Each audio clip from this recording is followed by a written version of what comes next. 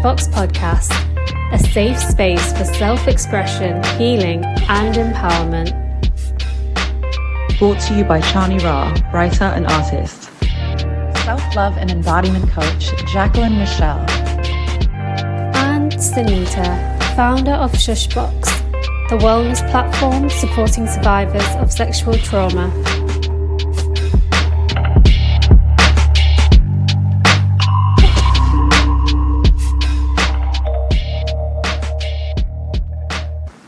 Today's episode discusses how the US Supreme Court has recently refused to block a Texas abortion law, which basically prevents women from having an abortion after the 6-week mark. With absolutely no exceptions, even in cases of rape and incest, the court voted 5-4 against blocking the country's most radical law, which will impact over 7 million women of childbearing years living in one of the biggest states in the US. The decision goes against the famous 1973 Roe v. Wade, which was a landmark decision of the US Supreme Court in which the court ruled that the Constitution of the US protects a pregnant woman's liberty to choose to have an abortion without excessive government restriction. This usually can be any time up until a fetus can survive outside of the womb, which is normally between 22 and 24 weeks of pregnancy.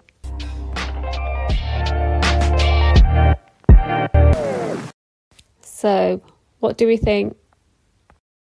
I think it's made it very difficult for women to go and really have space to have that option. Most women don't really know that they're pregnant until after 6 weeks. It only gives a woman, that's really 2 weeks after your missed period to really figure everything out. And I feel like because everything has been pushed back between such a small time constraint, it doesn't give a woman to, number one, figure out if she is or is not pregnant, on top of the time that it takes to get a doctor's appointment set up, especially because it's going to be so compacted now that there's less time.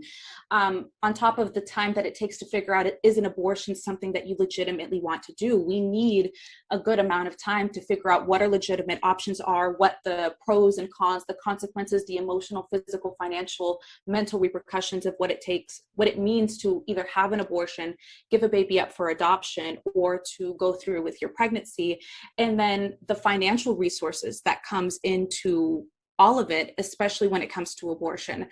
Some women don't have that type of financial income to be able to make that decision very willy-nilly, if you will.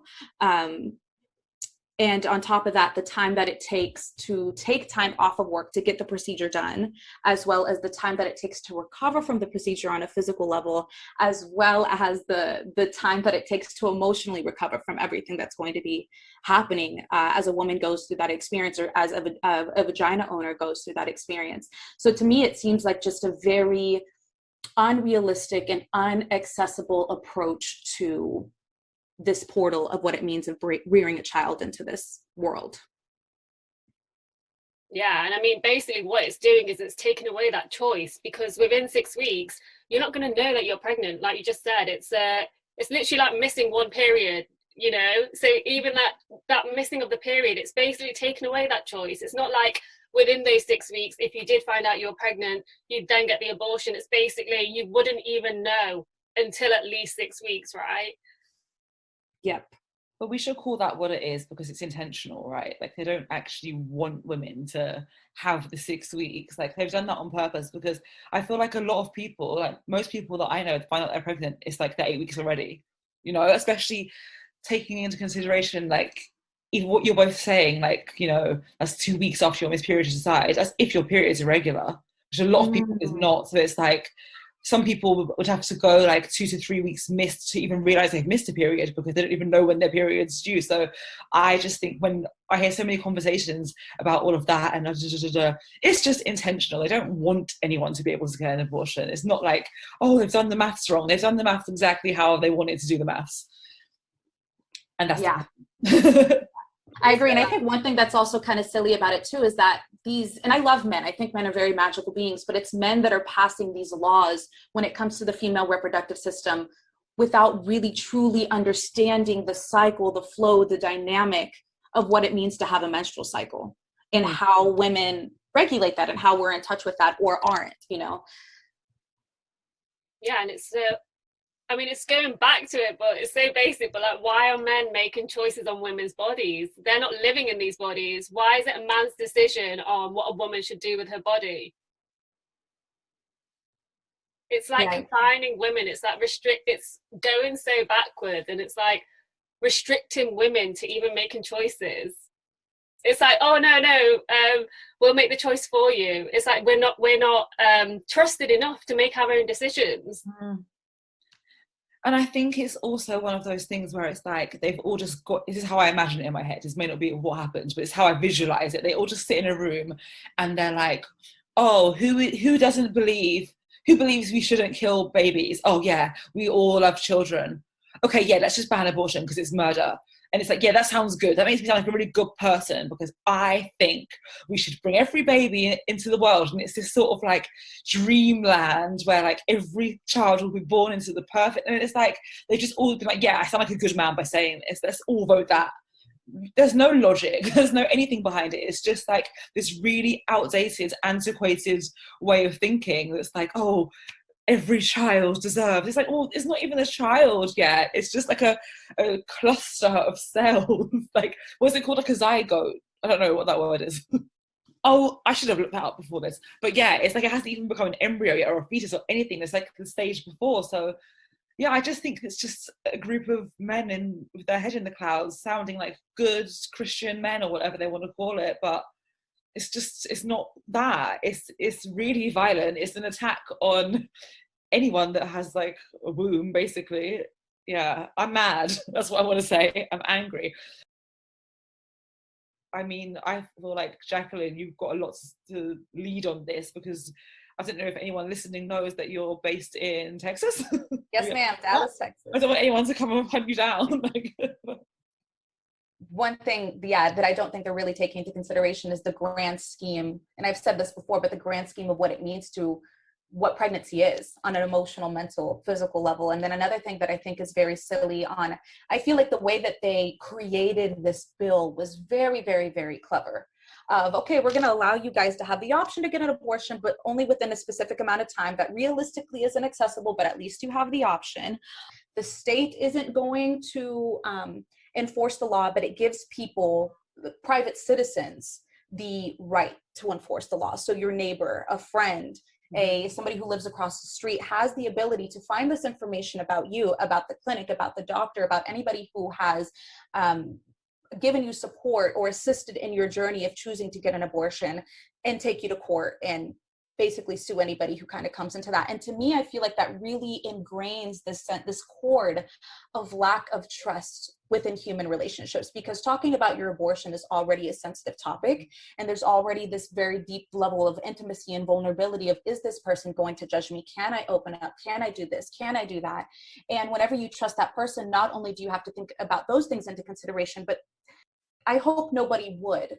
But now there's this extra piece of somebody can kind of sue me for taking this decision, if that makes sense. So I feel like it ingrains this bigger distance of connection that is needed and support that is needed after that decision takes place.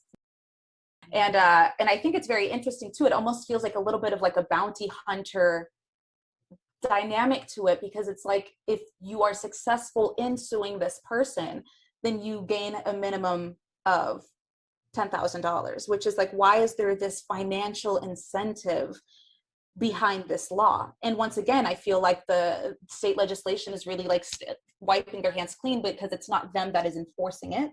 It is the people, private citizens. So yeah, I think that is very silly as well. And then when it comes to getting sued in general, when it comes to abortion clinics and women clinics, I feel like they're already not as funded as I believe they should be. And so much of their time and resources is going to be scraped, because now they're going to be getting sued even more than before.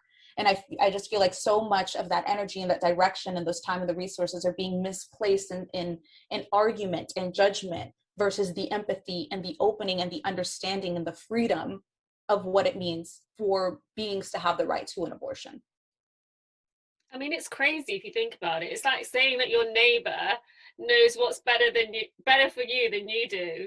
You know, it makes no sense. How does anybody even know your circumstances, like you were saying? How do they know that you can bring a child into this world? It's not just about the giving birth, it's the whole bringing a person into the world and offering them a life, creating a life. That's real pro-life. Because I guess the life isn't just like a heartbeat. An actual life, like you're saying, is like the life you're actually going to live when you're in the world. And I was reading something earlier, like some hypothetical situations that will be able to happen because of this law, and it's saying like if somebody is raped and gets an abortion, the rapist can then get them sued. Like, do you know what I mean? So it's like, yeah, it's what you're saying, it is making really untrusting situations. And I think the financial thing is particularly twisted because you know how many people need $10,000. You know what I mean? And anyone that's sort of living like under the poverty line suddenly has this way of getting money. You know, how many people can you think of that are in like toxic relationships where somebody would report their ex because they were, do you know what I mean? All of these kind of dynamics, and then you're going to get paid out of it and this and that. I just think it's really egging people on to do something bad. It was just that extra twist of the knife, like, oh, and we can have you hunted out and we're going to put a reward. Like, when I mentioned actually that you were in that area, I had a reason that I wanted to ask you, because a lot of the time, like, you see news from other countries. I know in England, a lot of my friends overseas were asking me this question when Brexit happened, which has nothing to do with this, but it's like, obviously we just see the news, but do you feel like this law is actually reflective in the people? Because sometimes the state will like pass a law or make a rule and you can see they're really informed by like way that area is, and other times you can see it's like very, very self-serving, but I guess you wouldn't know that unless you're in the environment. Because I know like the area that I was living in, it was like, hell no, nobody wants to leave the EU, but some people down this place are. So I was just wondering like what the vibe is in terms of abortion in general. Yeah, that's a really good question. I think that it's going to be subjective to any Texan that you ask because of the type of environment or the community or the people that we surround ourselves with. I surround myself with very liberal, very open-minded, women's rights, pro-choice types of individuals, people who are very conscious when it comes to some of the programming and the systems that are in our society that are or are not okay.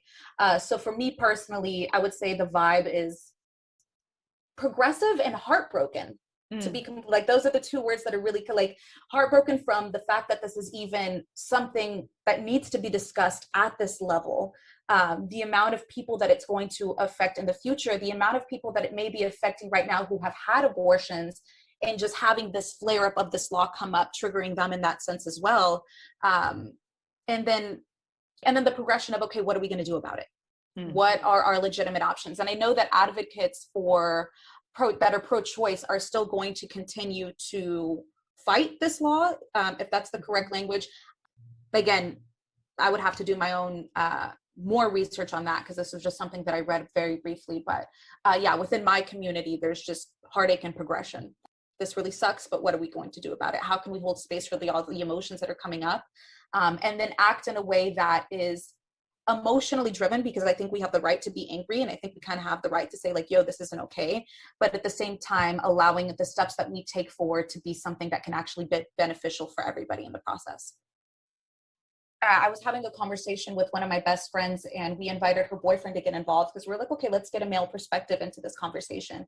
And one of the things that he was saying was that when it comes to a certain point, so they're pretty financially stable and they already have their babies. But one thing that he wanted to say was like, should this be a repercussion for people having sex? If your concern is, I'm not financially, emotionally, mentally, or physically stable enough to rear a child into this world, then should I abstain from sex? Should I practice celibacy or abstinence?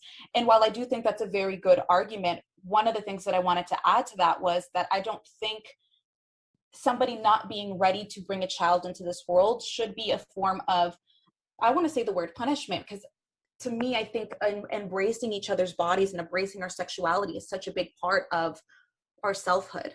And I don't think that us restraining from sex out of fear of bringing a child into this world should really be part of what sexuality means, what sexual intercourse means.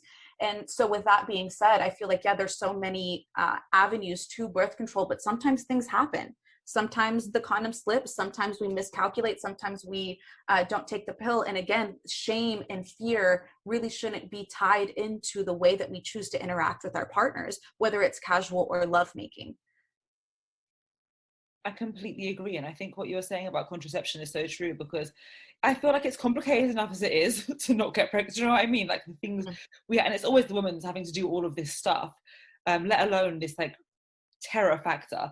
But I think you raised a really good point there about like, should people just abstain from sex? Because I was reading something earlier, and I also know people that have had this exact experience where they've decided, I never want to have children. I absolutely like do not want kids. So they've tried to go and get, you know, their tubes tied or whatever, and the doctor will not let them. It happened to someone very close to me, and I'll say it because I know that they're very open about it. But she went when she was 21 and was like, I don't want children, like just do it. They said, no, you're too young. Every time she's gone for a doctor's appointment, pretty much since then, she'll mention to them like, oh, by the way, can I get it yet? She's 36 now, 37, they still will not let her get it. So you're too young, you might change your mind. But then added on to that, I was reading like a Twitter thread by this woman that had the same problem. She wanted to do it, and she went to the doctor, and they said no. So don't you think you should consult your husband about this first? But the husband had an appointment on the same day for a vasectomy and got it, no questions asked. Wow. And another friend of mine, their husband wanted to get a vasectomy because they had all their kids now. And it only got stopped because of COVID, got in the way of the appointment. But there were no questions really asked. It was like, okay, cool, we'll schedule you in. But for a woman to get, I can never remember what the medical term for a female vasectomy, what is it called? I just know, the slang getting your tubes tied, but I don't know. I remember the word. I feel like I sound so like, anyway. But I know that, when you go, you can't just go and schedule that in. You can't make that decision for yourself. So where does it end? Because it's like, okay, you say, you should only be having sex if you want to have a child. Okay, so then you make the decision for yourself. Okay, cool. I'll stop myself from permanently from having children. No, are you sure? What about if you meet a husband? What about, all these questions? It always sort of comes back round to like, oh, what would your husband say about this? Like, it's like, I think a lot of people in power just can't see past this thing that we're just supposed to be mothers. One of the things that is really screaming at me whenever you were sharing these stories is it sounds like they don't trust us with our own bodies. Yeah. They don't trust us to make our own decisions for our future, which to me, if we look back at history, to me, it sounds like something that's very deeply ingrained in the relationship that a male has to a woman. There's been so many times where our virginity is tied to our worth, and that's something that a man can sell. There's so many times where the reason that we receive a man's last name is because all of a sudden we become property, like we're not our own individual beings. And even though we have moved way past that in the Western world, it still seems like this is a belief system that they haven't fully caught on to the fact that we're our own sovereign beings. Yeah. We have a legit, like we're wise enough and trust ourselves enough to make this very giant decision of, yes, I do want to experience motherhood, or no, I don't want to experience motherhood. And while, of course, if we're in a union with our partner, this is a conversation that should be on the table. But at the same time, trust the woman that she had that conversation with her partner, or if she's single, she had that conversation with herself and said, okay, yeah, this is something that I'm going to do, point blank period. And so it's just very apparent to me. I literally, like, I have a red alarm going on in my mind of like, it sounds like they don't trust us with our bodies. And to that point as well, which I think is, I say funny, it's not actually funny at all, but it's just like, oh, this again. It's like, I very rarely hear people get a flat out no when it comes to like a procedure that they want. They're going to tell you the risks, but people trying to get their tubes tied, a lot of people will get a flat out no, wait. I've never heard someone get a flat out no, you shouldn't get a BBL. Get a boob job, get your butt done, get lipo, we're going to tell you the risks, but you can do it. But this, no, we did not perform that surgery. And I'm like, okay, who is this serving? I'm not saying people only get surgery to serve like the male gaze, but I'm just saying, like, from a doctor's point of view, I'm like, okay, why is this very dangerous procedure cool? Their choice, they know the risk, but this not so dangerous procedure is like, no, we can never do that. I don't know, I just think it's insane. That's a really good point that I didn't even think about. Yeah. Also, I heard I don't know if this is true or not, but vasectomies are reversible. Yeah. So if you have, if all men actually, imagine the world if all men had vasectomies like as young as possible, and then it's a conscious decision about having children. You can be having sex, you can be enjoying it with your partner, you don't even need to be thinking about these things, and it's reversible. Yeah. And I feel like they really market vasectomies to sound permanent, because a lot of people, myself included, was like, I was very like, what is this, a new type of vasectomy I didn't know about before? Like, and I still have friends I chat with to this day that are like, no, it's not, we had to Google it. Like, no, it is. Like, they really try to make you think that it's not, it's like the secret. But then that also makes me think about, do you remember when they were testing out the pill for men? Did you ever read about this? Vaguely. So they were testing it, and then they were getting the feedback, and people were reporting weight gain and mood swings. So they stopped it and said, oh no, this isn't good. What do you think we've been dealing with the whole time? Like, Literally. oh, it actually enrages me to no end when I think about this. It's literally inverted. I feel like the world sometimes is just inverted on itself. Like, it makes no sense. It's very warped in the ideologies that we've created within society. Because one of the things too, like, I come from a very like machismo family, and machismoism is like men are on this very high pedestal and can't show any traits of femininity without being weak, just to kind of give a brief definition. And when I've talked to my family about or in general, when we've talked about vasectomies in general, I've heard so many of my family members that are men saying that automatically makes a man gay, or that takes away his manliness if he all of a sudden like gets the vasectomy. And I think that's just so interesting, the way that we've just warped dynamics of our value and what it means to be a man and a woman or non-binary in general. I know that's kind of slightly off topic, but that was just something that I kind of wanted to throw in, of we're kind of warped in both male and gender values and roles, if you will. Yeah, I mean, this whole law now with women, it's taking it back and literally, bringing it back to stereotypical roles based on gender. It's saying that a woman, their main purpose in life is to have a child. Mm-hmm. Imagine being, if you, like you were saying earlier, if you just don't want to have children, that's actually a choice. People live happy lives not having children. So true. Mm-hmm. Okay, so if the bill's getting passed and then we're bringing these children into the world with ill-equipped, in the sense of we're just not prepared to be having children, we don't want to have children. Okay, we've got pregnant within 6 weeks, we have no choice to get rid of the baby.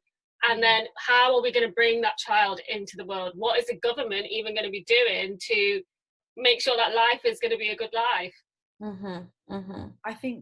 I mean, this new law is like something completely different. But even before this law was passed, like, another sort of cultural difference is in the UK, it's free to get an abortion. It's part of the NHS. Wow. And one thing that obviously I've had one, and I was like, always thank God it's free kind of thing when I was younger. Mm-hmm. But I always think of this, which is like, in countries where you have to pay for an abortion, people are not getting them because they can't afford them. But then it's like, if you can't afford an abortion, what makes you think you can afford a child? And that's one way that I think it's super flawed. I mean, now this law's taking it to a new level. This government is in such like what's that word? Like, in a vacuum of its own sort of beliefs, because where is the consideration of, okay, so we're gonna make this law because we believe, we're really passionate about children and everyone having children, and sex should only be for procreation. Okay, if you're gonna walk that walk it properly and say, but we're also going to give this financial aid to single mothers, we're going to give this and this and this, and to the foster system and to the mental health care. Like, they haven't put anything else in place, and that's how I know that they're not serious about really caring about this. It's just like a power play and a big fuck you to everyone, basically. Yeah. One thing that I think would also be really important if they were going to walk that walk is to provide realistic and healthy sex education to the young people. Where we really know what healthy communication is, what boundaries are, contraceptives are, how our bodies work. Like, if we are going to educate ourselves and support ourselves when it comes to rearing families and making this wide decision, let's get it from the root and build it up. you know? And then another thing too, one thing, whenever I got mine, I remember I was telling my girlfriend, like, I was so grateful that I had the financial resources to get it done. Like, that was not even a thing that I was taking into consideration or that I was really worrying about. And I remember telling her, like, my heart was aching for the women and for the vagina owners that I know who that was an additional stressor onto the entire situation that was going on. And I feel like for women that have higher income coming in, they can very easily go to Arizona or go to Oklahoma and get this procedure done still, versus women that are coming in from lower income and are not able to make that travel, on top of, like I already said, take time off of work and all the other things that go into this process. It is just, the word that I keep hearing is like inaccessible. This is just an inaccessible avenue to health rights, abortion rights. And what you were saying about travel, I mean, I was drawing parallels with something we had over here when abortion was illegal in Northern Ireland. There was a huge scene of a sort of like underground abortions that were extremely dangerous. And I 100% guarantee it's going to be replicated now in Texas, where it was either people were offering to do illegal abortions for whatever amount of money, and people that desperately needed them or wanted them will just pay it and end up in really dangerous situations because obviously they're not regulated.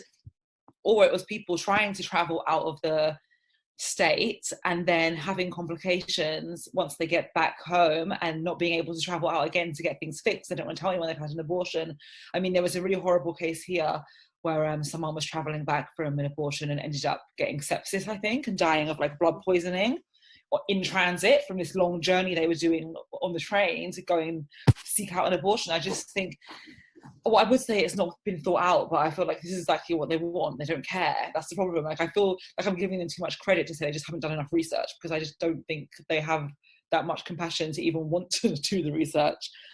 So that's one thing that really, really concerns me when I hear all of this, is just like, why is it this, you're going to say you're pro-life, or this doesn't sound very pro-life to me. Mm-hmm. The amount of lives that are going to be in danger do not sound pro-life for me. Mm-hmm. And like you were saying earlier, is it even a life? And you know, when you were talking about it's a collection of cells, they can't survive outside of the womb, so that's the whole debate. Like, is that actually a life or not? Well, I would just mean either way, it's just not our business. Like, that's the bottom line. Like, I feel like this is one of those situations where you have to just take your personal beliefs about what you would do and just not apply them to other people, because at the end of the day, having a child is going to be a lifelong commitment. If you don't want to do it, you don't want to do it. And even if it's not going to be your lifelong commitment, which I also foresee, is a lot of people will be giving birth and then putting their kids straight up for adoption.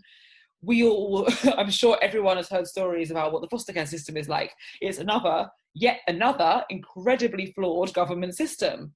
Where are we going to put all these children? Are they going to take them in because they're so pro-life? Is that what's going to happen? No, that's not going to happen, you know.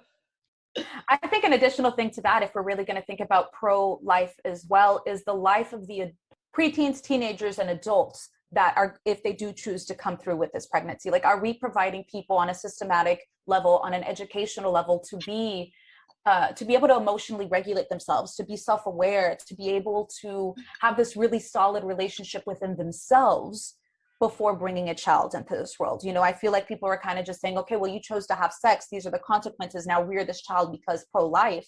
But are we really looking at the quality of life? Are we really, as a society, providing tools and resources so that each individual person has a high quality of life and existence within themselves? And I feel like that's a really big root to bringing a child into this world in a healthy manner. Of course, everybody has the right to do it wherever they are in their life, but if we're going to be pro-life, like, let's really enrich in the relationships that people are having with themselves, so that bringing a child into this world is that much healthier, that much more beautiful, that much more stable, and that much more realistic.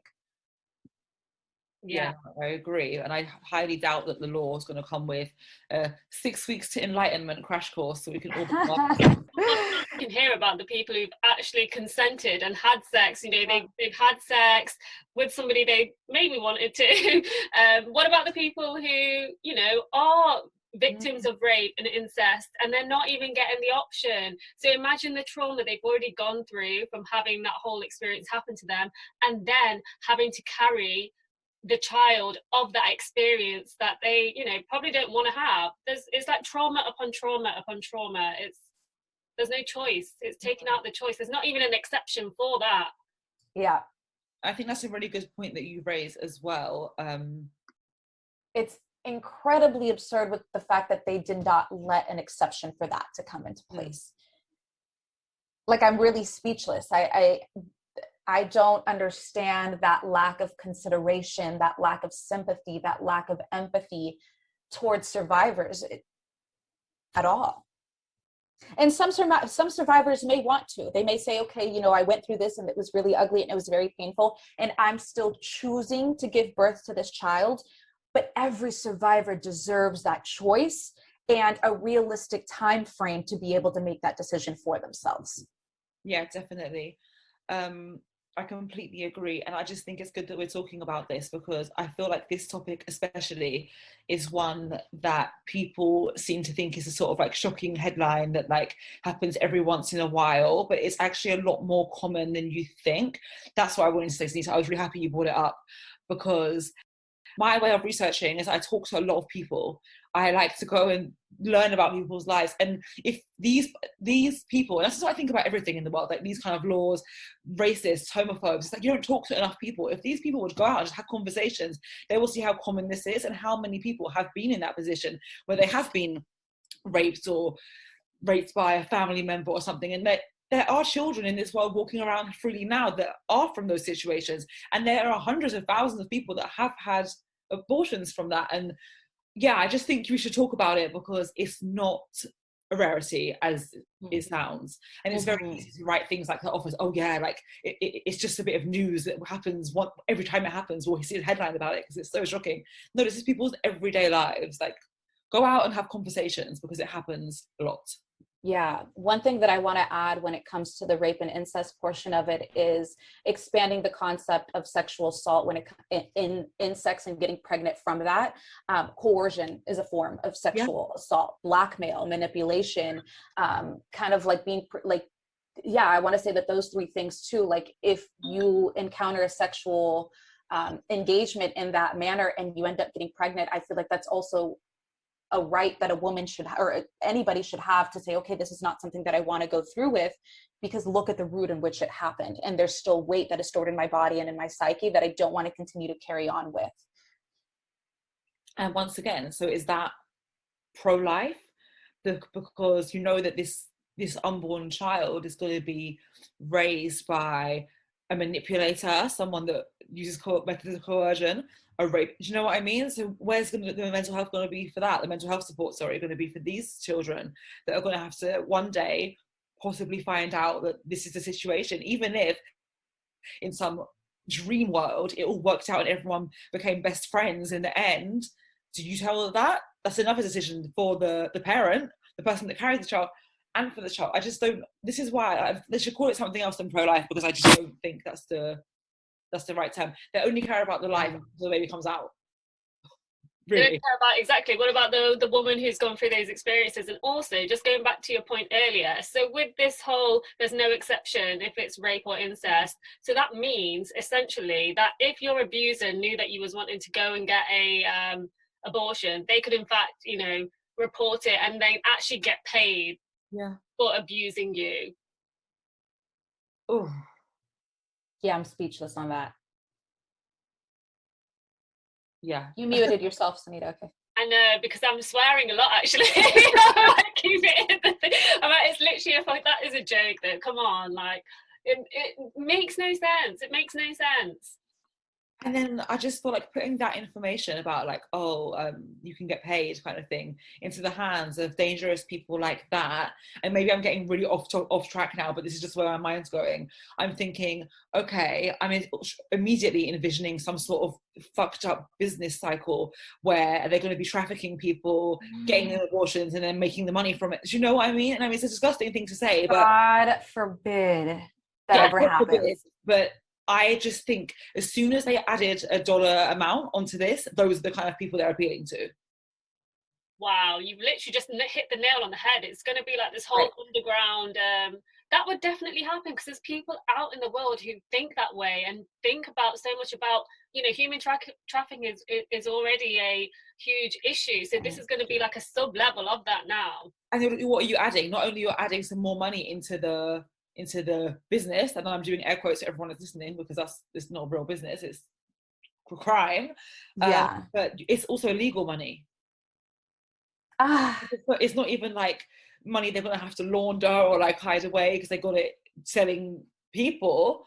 It's money they're getting legally. So I just think, I mean, I haven't got any evidence that that's happened, but I'm just thinking, like, if we're having this conversation right now and we're just three people that do not work in the government, and these are the things that are immediately coming to our heads, then what the hell conversations are going on in the actual people that know the actual law and like deal with the crimes every day? Like, why is a blind eye being turned to that? Do you know what I mean? Like, because we're just three people, we're three intelligent women, but we don't work in those places. The choice shouldn't be based on gender, right? Like you just explained there's good and there's bad people. It doesn't even matter about the gender. People think differently. People go into the world and act differently. The choice should be, that's why it's so important that choice is not about gender. And this is like a huge restriction based just on gender. Yeah. The situation of everyone's pregnancy is different as well. So how can you make one rule for everybody? And what you were saying just then about gender, because obviously I keep seeing, like, obviously I've been doing research and looking, and obviously we're in this kind of community where we talk about these topics a lot. So I'm seeing what a lot of my peers are sharing. And there's a lot of reminders, like, you know, don't just use the language women all the time, because obviously it's not just women that can carry children, which is 100% true. And my heart goes out to anyone that's affected by this law.